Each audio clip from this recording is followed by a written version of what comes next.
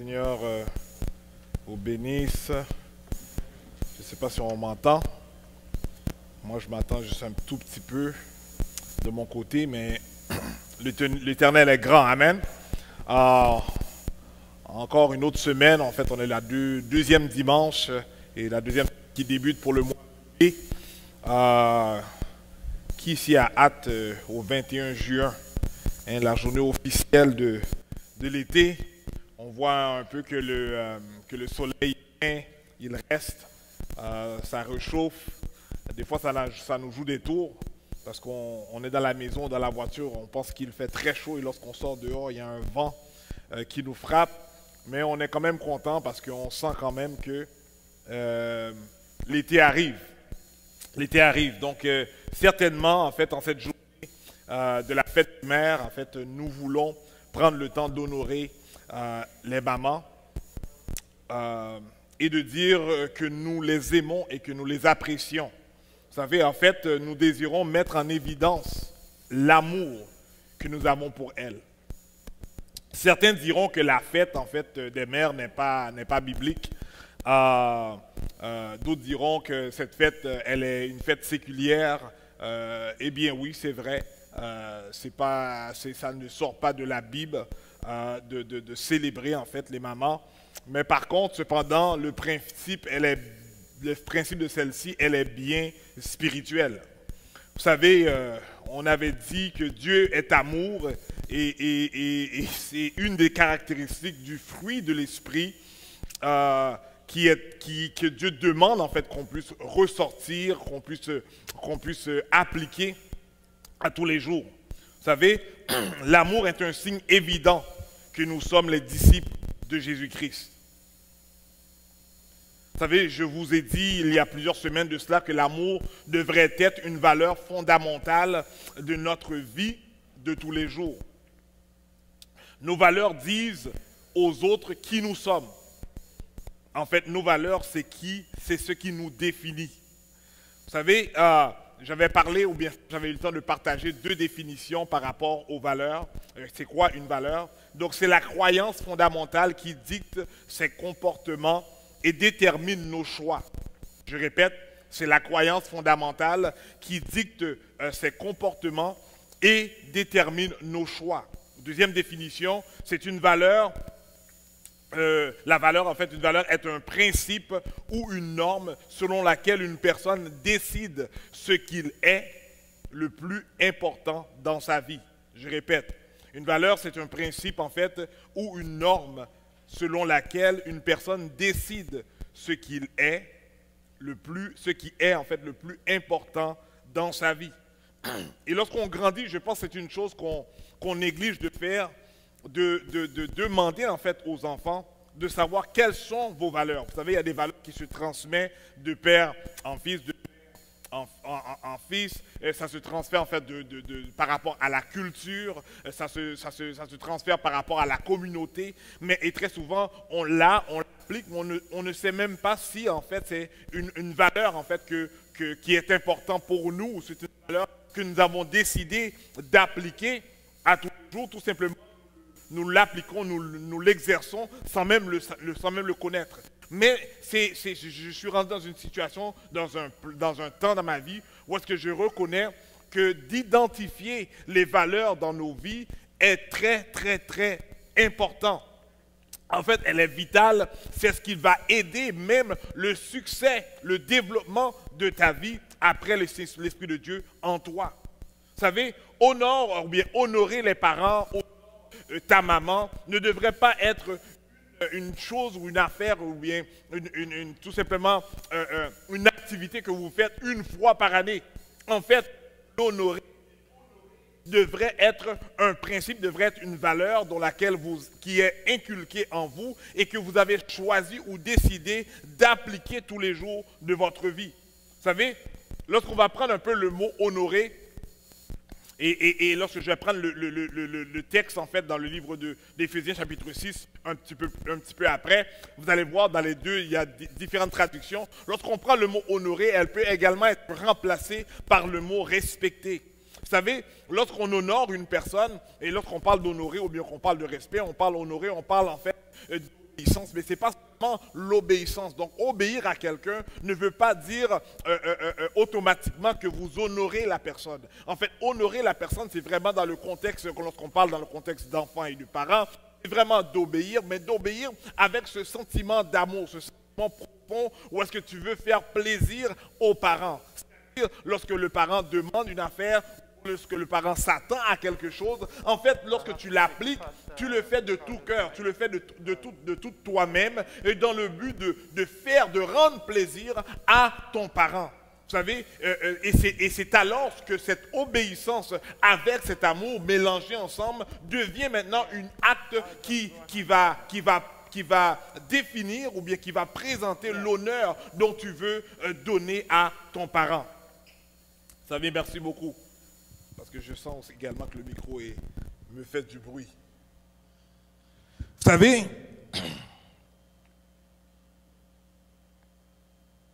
j'aime le livre d'Éphésiens. Le livre d'Éphèse, il y a pour but en fait de nous fortifier. Elle veut nous fortifier, elle veut encourager les disciples dans la foi. Elle veut en fait expliquer la nature du croyant. Elle veut lui donner l'objectif de l'Église et également l'objectif du corps de Christ. Lorsque vous lisez ce livre, c'est ce livre en fait qui vous permet même de vous reconnaître en tant que croyant. Donc elle va définir en fait votre identité du croyant.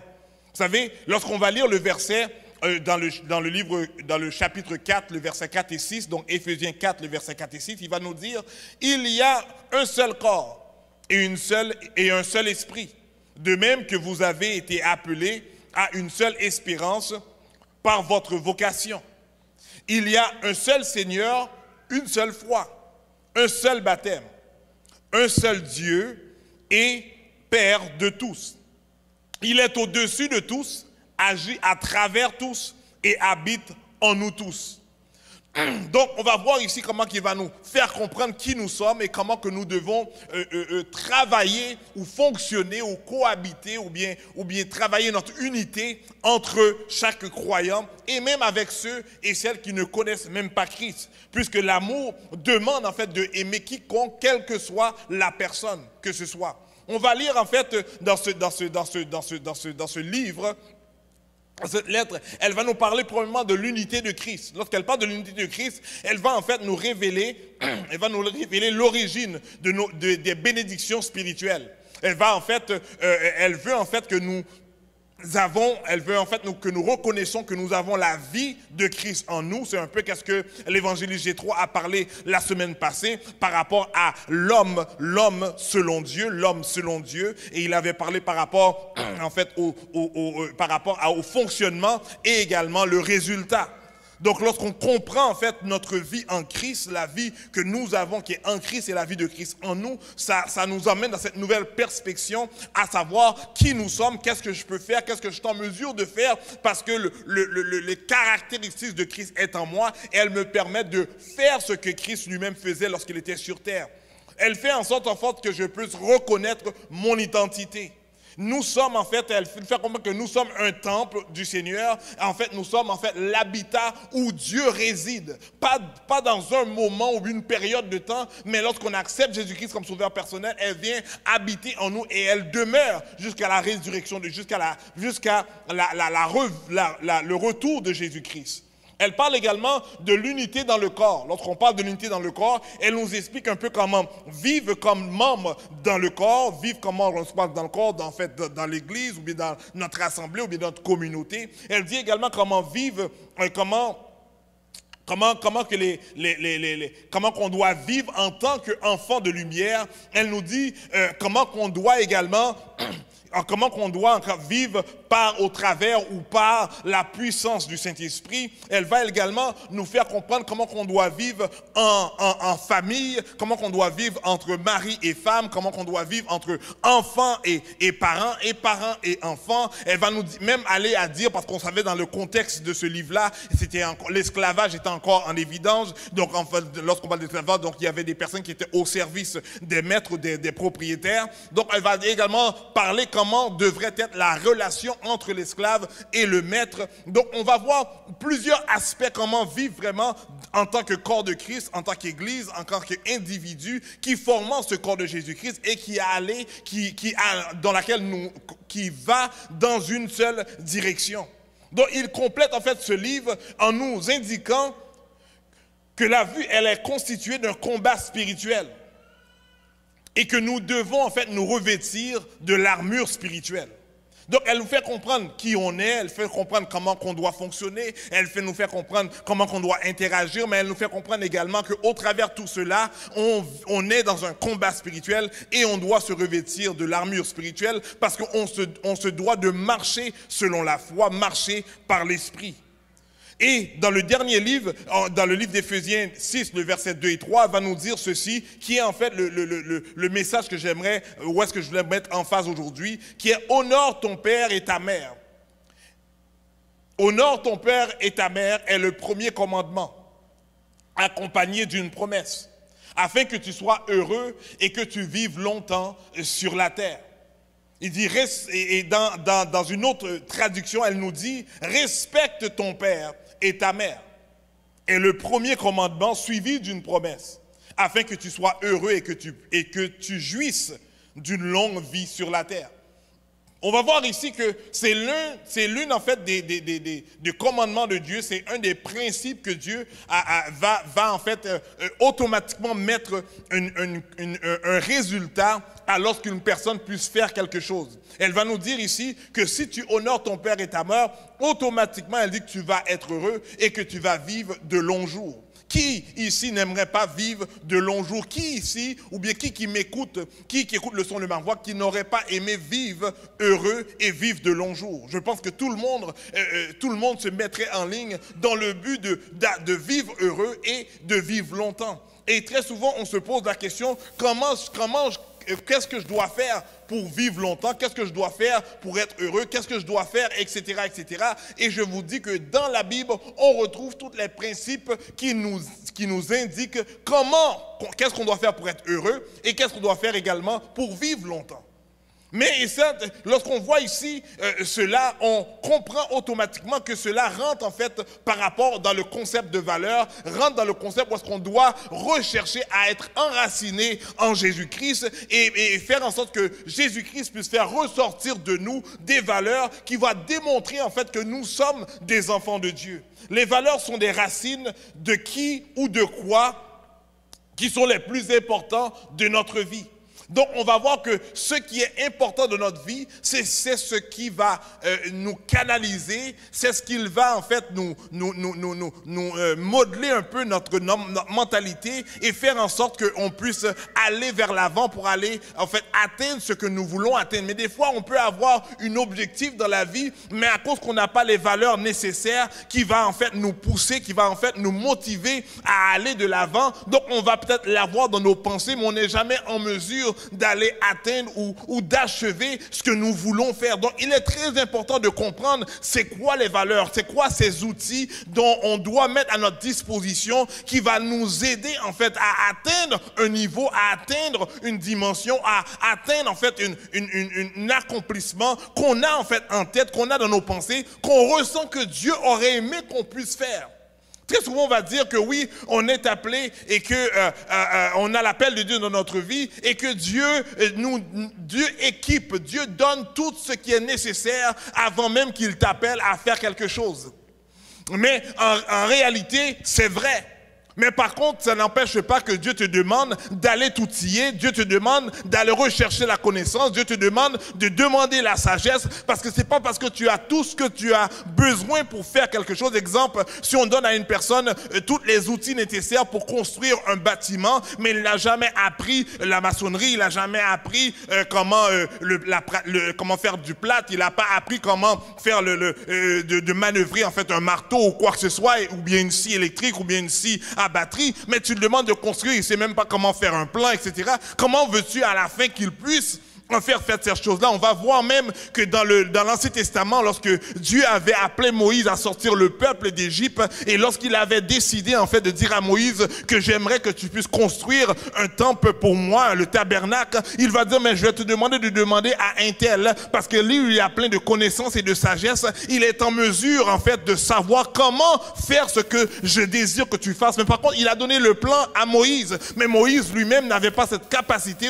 non cette habilité de le faire. Il a dû aller chercher la personne dont Dieu l'a indiqué, dans le but que cette personne qui avait les capacités et l'intelligence et la sagesse pour savoir comment le faire, pour pouvoir maintenant établir et construire ce temple-là. Mais ça ne veut pas dire, lorsque j'ai l'appel de Dieu, ça veut dire que pour autant je dois maintenant me mettre à l'écart et dire non, j'ai reçu tout ce que j'ai besoin de recevoir, je n'ai pas besoin d'aller à la recherche de connaissances ou de sagesse pour maintenant appliquer ce que j'ai. Parce que Dieu te demande de demeurer en fait en tant que disciple. On n'est pas disciple dans le but de nous mettre dans le ministère ou bien de faire quelque chose pour Dieu, mais on est disciple et la Bible dit nous demeurerons disciples jusqu'à ce que Jésus-Christ revienne, parce qu'il n'y a personne qui comprend ou qui a appris la Bible dans cette totalité et pour dire que je n'ai rien besoin d'apprendre car je connais tout.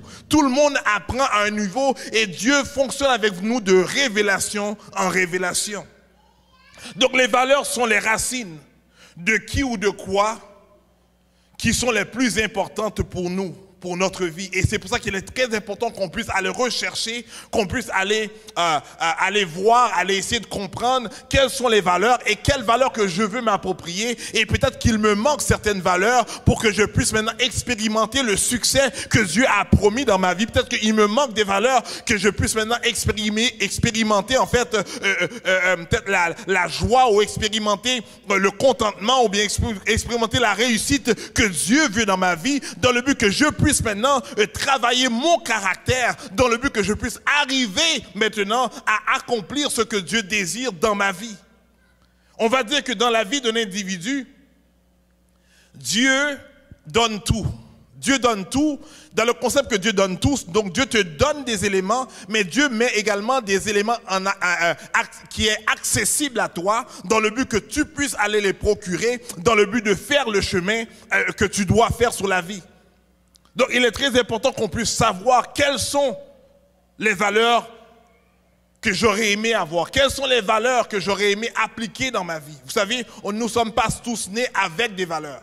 Donc c'était pour ça qu'il est très important de savoir c'est quoi des valeurs et d'aller chercher à appliquer des valeurs. Donc il y a peut-être des personnes qui vont dire mais non mais c'est inné. Non, toutes les valeurs ne sont pas innées. Il y a des valeurs que tu dois aller te procurer, que tu dois savoir qu'est-ce que tu as besoin, qu'est-ce qui est nécessaire, dans le but que tu puisses aller d'un point A dans le but d'arriver à un point B. Vous savez, les valeurs sont loin d'être un choix théorique. Il s'agit d'une véritable boussole interne qui vous permettra de vous réaliser. Connaître ces valeurs revient à comprendre ce que l'on recherche dans tout projet, dans toute action. Ce qui nous fera plaisir et nous permettra de se sentir satisfait. Cela peut être la réussite, ça peut être le respect, ça peut être même l'argent. Oui, l'argent. Parce que la Bible ne condamne pas l'argent. Au contraire, la Bible dit que l'argent est nécessaire. La Bible est bon, l'argent, elle est bonne dans le but de procurer des choses et même pour faire avancer le royaume de Dieu. Mais par contre, la Bible va condamner l'amour de l'argent. Ici, on parle même par rapport à la connaissance ou autre chose. L'important est de se trouver et de trouver en fait vos principes, vos principes ou bien vos principales sources de motivation. Il sera ensuite plus simple de vous mettre en fait en action ou bien de vous mettre en diapason et d'éviter en fait toutes sortes de frustrations. Des fois on se demande mais comment fait-il que je ne peux pas faire ça? Comment fait-il que je n'arrive pas à aller plus loin? Mais comment fait-il que je tourne tout le temps en rond? Mais c'est parce que très souvent, on n'est pas en connaissance, on n'est pas imbu de ce que nous avons besoin dans le but d'aller, en fait, où est-ce que nous voulons arriver. Et la question que j'ai pour vous, quelles sont vos valeurs principales? Vous savez, des fois, quand on parle de valeurs, ça semble simple. Mais en vérité, elles sont très profondes. Jésus-Christ, tout le long qu'il était sur la terre, il avait instruit le disciple dans le but qu'il puisse en fait s'approprier des valeurs spirituelles et dans le but qu'ils puissent maintenant arriver à accomplir ce que Dieu désire qu'ils accomplissent dans leur terre sur terre, dans leur vie sur terre. Donc nous, en tant que croyants, on a besoin d'aller rechercher à savoir quelles sont ces valeurs que j'ai besoin d'avoir. Est-ce que c'est l'honnêteté? Est-ce que c'est la tolérance? Est-ce que c'est la liberté? Est-ce que c'est la compassion? Est-ce que c'est l'équité? Est-ce que c'est la discipline? Est-ce que c'est la patience? Est-ce que c'est la reconnaissance? Est-ce que c'est le respect, comme j'ai dit tantôt? Est-ce que c'est la fiabilité? On a besoin de savoir quelles sont les valeurs que j'aurais aimé m'approprier qui va me permettre maintenant d'aller d'un point A et d'arriver à un point B. Jésus-Christ voulait que les disciples puissent arriver maintenant à comprendre qui il est, dans le but qu'ils puissent accomplir et faire avancer le royaume de Dieu que Jésus-Christ avait débuté sur terre. Et de même que notre responsabilité en tant que parents, c'est de démontrer et de montrer aux enfants de cette génération comment honorer les pères, comment honorer leur mère.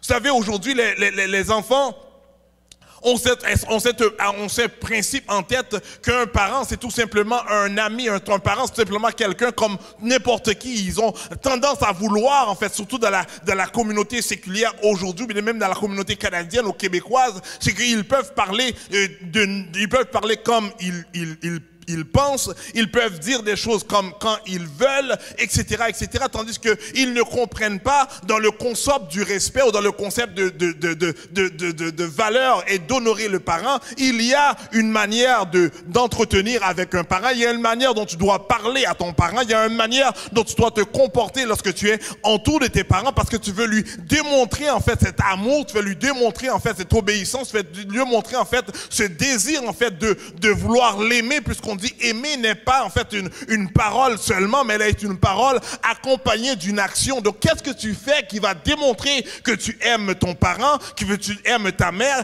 Qu'est-ce que tu fais en fait qui va non seulement le démontrer, mais cette démonstration-là, elle est en fait une preuve que tu honores ta mère ou honores ton père. Jésus-Christ a voulu en fait inculquer dans la vie des disciples des valeurs qui font en sorte qu'ils puissent maintenant démontrer à les autres qu'ils sont en fait des croyants, qu'ils sont en fait des personnes qui croient en Jésus-Christ, qu'ils sont des personnes qui veulent établir, qui veulent faire avancer le royaume que Jésus-Christ a débuté avec eux sur la terre.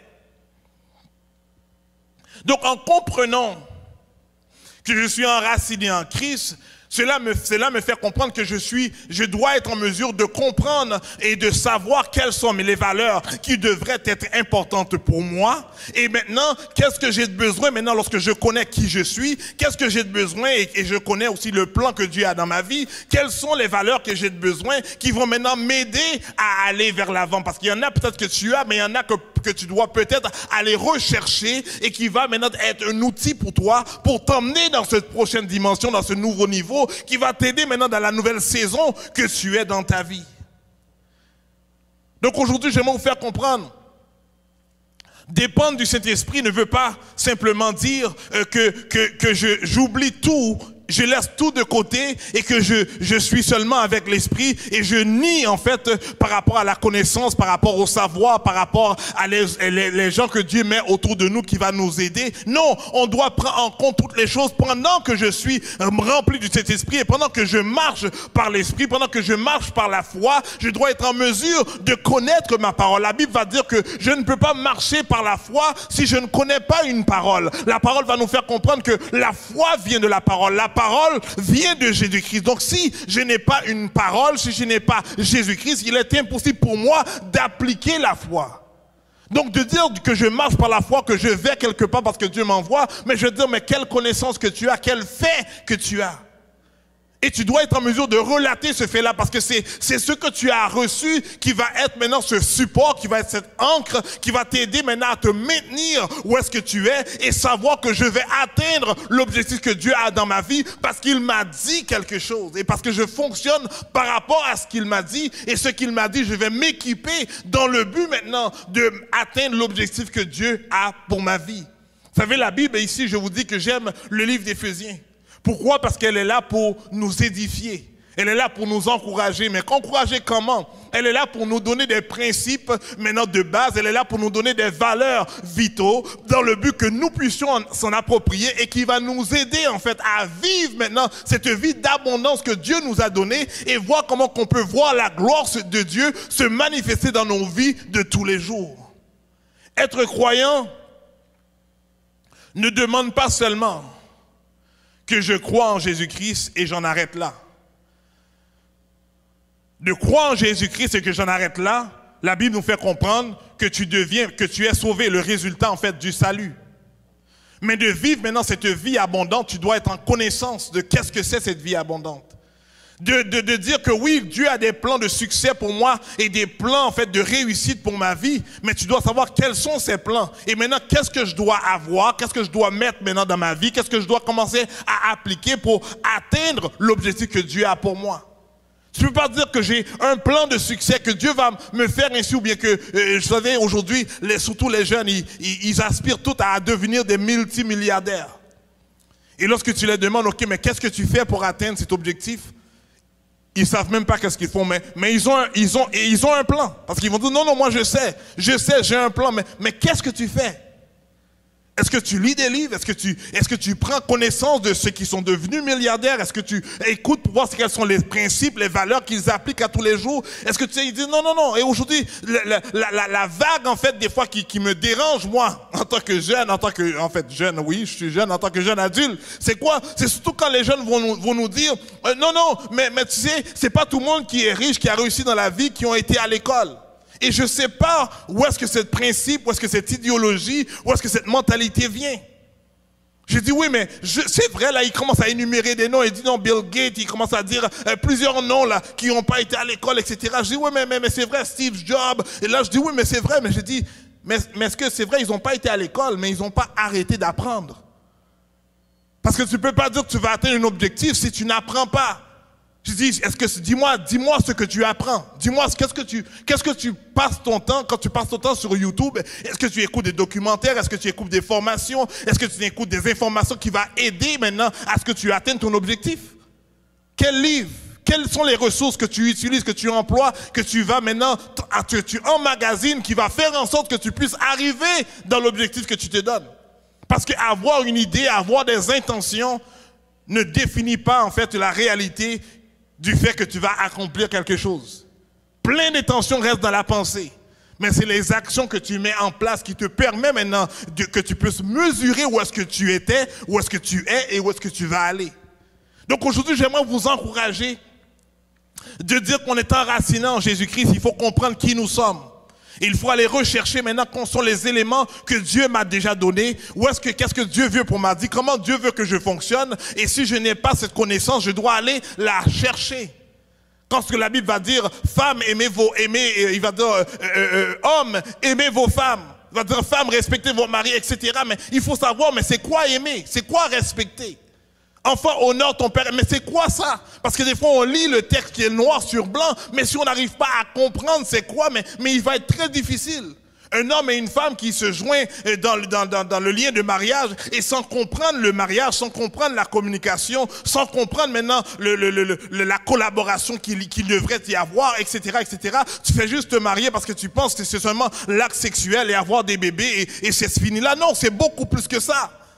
Il y a maintenant une gestion dans le concept familial. Il faut comprendre ce gestionnement-là. Et pour la comprendre, il faut aller rechercher ce que tu devrais avoir, ce que tu devrais aller, l'outil qui te requiert en fait pour vivre cette vie abondance, même à l'intérieur du mariage, même lorsque je suis croyant, même lorsque je suis rempli de cet esprit, même lorsque je marche par la foi.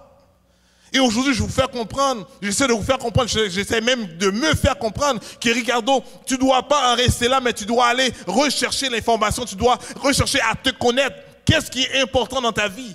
Est-ce qu'il y a des choses qui sont importantes dans ta vie, qui sont en train maintenant de te ralentir, qui sont en train maintenant de t'empêcher à atteindre l'objectif que Dieu a pour ta vie? Parce que l'ennemi, le plus grand ennemi de ta vie, c'est toi-même. Parce que c'est toi seul qui peux empêcher que tu puisses atteindre l'objectif que tu t'es donné. Et c'est pour cela qu'on doit s'aider pendant qu'on est rempli de Dieu, pendant qu'on marche par la foi, mais on doit également rechercher à savoir qui je suis et qu'est-ce qui me manque dans le but que je puisse aller les rechercher, qui va faire en sorte que je puisse aller où est-ce que Dieu veut que j'aille. Aujourd'hui, j'aimerais vraiment, et c'est vraiment une parole qui a pour but vraiment de vous fortifier comme le livre d'Éphèse, vraiment de vous encourager à ne pas rester où est-ce que vous êtes, mais à essayer de vous comprendre. Et aller rechercher qu'est-ce que vous avez besoin dans le but d'atteindre votre objectif de vie. Parce que Dieu est avec toi. Et s'il est avec toi, il va faire en sorte que ce que tu vas rechercher, tu vas le trouver. Que ce que tu as besoin va venir vers toi. Dieu est celui qui est le maître des ressources. Il met les ressources déjà en place. Mais c'est à toi maintenant d'aller et de marcher et d'aller les prendre et maintenant de les utiliser dans le but que tu puisses maintenant être utile comme que Dieu veut que tu sois utile dans ta vie. Aujourd'hui, je vais vous faire savoir que vous êtes tous appelés à vivre une vie abondante. Vous êtes tous appelés à vivre une vie heureuse. Vous êtes tous appelés à vivre une longue vie. Mais ici, la Bible nous fait comprendre que celui qui veut bénéficier de ce que Dieu a donné à l'homme, il doit premièrement rechercher à appliquer les principes, les valeurs qui sont élémentaires, qui va faire en sorte que je puisse vivre en réalité cette promesse que Dieu a déjà déclarée pour nous. Et des fois, on a tendance à dire non, je ne crois pas parce que je ne le vois pas. Mais très souvent, on ne le voit pas, c'est parce qu'on ne le fait pas. Parce que de le faire, la Bible dit, si tu fais ceci, il dit, voici ce qu'il va découler dans ta vie. Donc, je veux t'encourager aujourd'hui. Je veux vraiment te faire savoir que la Bible n'est pas seulement un livre théorique, mais elle est un livre de réalité, elle est un livre de foi. Et si on le prend et on applique ce que nous lisons de la Bible, encore une fois, qu'on applique, donc on exerce, on ne fait pas juste la lire et la connaître, il faut l'appliquer et l'exercer à tous les jours. La Bible nous fait comprendre, lorsque tu fais ceci, il dit que tu vas vivre une vie heureuse sur la terre. Et je crois que nous sommes tous appelés à être heureux. Et maintenant, il nous reste simplement à savoir quelles sont les valeurs que je dois appliquer dans ma vie, afin que je puisse vivre cette vie heureuse que Dieu m'a déjà donnée. Recevez cette parole avec amour, avec compassion. Recevez cet amour vraiment avec miséricorde, avec empathie. Parce que je crois que Dieu veut nous emmener dans une nouvelle dimension. Et on peut seulement l'y atteindre seulement si nous connaissons qui nous sommes. Et en sachant qui nous sommes, on va reconnaître qu'est-ce qu'on a de besoin. Et en sachant ce qu'on a de besoin, on va aller rechercher le nécessaire. Et en recherchant le nécessaire, Dieu va faire en sorte qu'on puisse maintenant arriver où est-ce qu'on doit aller. Que le Seigneur vous bénisse ce matin. Que le Seigneur nous donne cette capacité à rester accrochés en lui, enracinés en lui. Et en demeurant dans la formation de la parole de Dieu qui va nous aider à atteindre le point A. À atteindre en fait le point B à partir du point A. Passez une excellente semaine. Vous êtes ici, vous écoutez le Centre de Résurrection, un endroit qui donne la capacité à tout le monde d'aimer, de connecter et de servir. Nous sommes maintenant dans cette série de messages qui s'appelle « Enracinés ». Et certainement, nous voulons demeurer enracinés en Jésus-Christ. Père, dans le nom de Jésus-Christ, je viens devant toi et te dire merci parce que tu nous fais comprendre, Papa, que nous avons besoin de connaître nos valeurs. Nous avons besoin, Père, d'aller rechercher des valeurs qui sont essentielles, qu'on a besoin d'appliquer dans nos vies.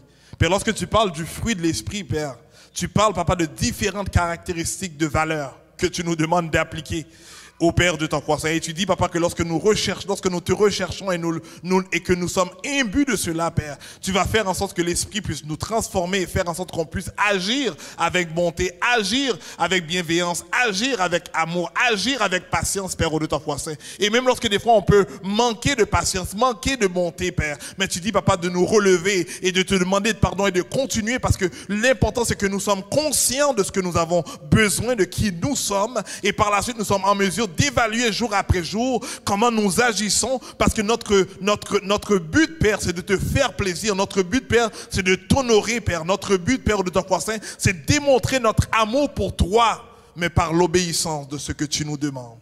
Père, aide-nous à comprendre ce que tu nous demandes et fais en sorte que nous puissions emmagasiner, Père, de ta connaissance. emmagasiner, Père, je crois que c'est de ta sagesse, Père, afin que nous puissions à chaque jour démontrer que nous t'aimons, en même temps que nous avons cette satisfaction, que nous atteignons, Père, l'objectif de notre vie, le but de notre vie, Père, et de voir ce succès, Père, se réaliser à chaque jour dans notre vie, Père. Nous t'en prions, Père, parce que nous te disons merci, parce que tu nous as déjà donné cette promesse, et nous savons, Papa, qu'elle est déjà pour nous.